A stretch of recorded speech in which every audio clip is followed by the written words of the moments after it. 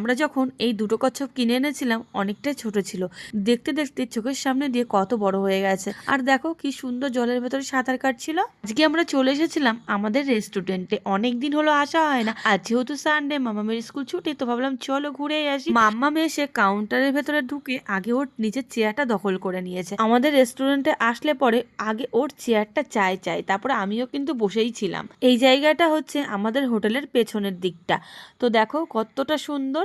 তারপর আমরা অর্ডার করে নিয়েছিলাম মাশরুম স্যুপ। মাম্মামের চেয়ারটা নিচু হয়ে গেছিল, ও বসে খেতে পারছিল না, তার জন্য আমাদের এই ক্যাপ্টেনটা, এর নাম বিকি, ও আবার মাম্মামকে চেয়ারে ভালো করে বসিয়ে দিয়ে গেল। তো এই যে মাম্মাম স্যুপ খাচ্ছে আর বলছে আজকে স্যুপটা খুব টেস্টি হয়েছে। আমার বাইরে বেরোলেই দেখছি ঠান্ডা লেগে যাচ্ছে, খুব অ্যালার্জির প্রবলেম, কি করব মানে বুঝে উঠতে পারি না। তো বরকে তার জন্যই বললাম যে হালকা হালকা ঠান্ডা লেগেছে, আমি একটু স্যুপ খাবো, তার জন্যই এই স্যুপ খেতে বসে পড়লাম। একবারে রাতে ডিনার করেই বাড়ি যাব, তার জন্য আমরা অর্ডার করে নিয়েছিলাম পনির বাটার মশলা। সবজিটা মাম্মাম খেতে ভীষণ পছন্দ করে, হালকা হালকা মিষ্টি মিষ্টি, তো তার জন্যই বেশি পছন্দ করে, যেহেতু ঝাল খেতে পছন্দ করে না। তারপর দেখো আমিও নিয়ে নিলাম, আর এখন রুটি দিয়ে খাবো।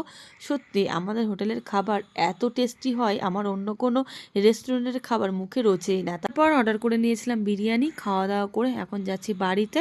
আমার এই ছোট্ট মিনি ব্লগটি কেমন লাগলো তোমাদের অবশ্যই কিন্তু কমেন্ট করে জানিও। Tata, good night.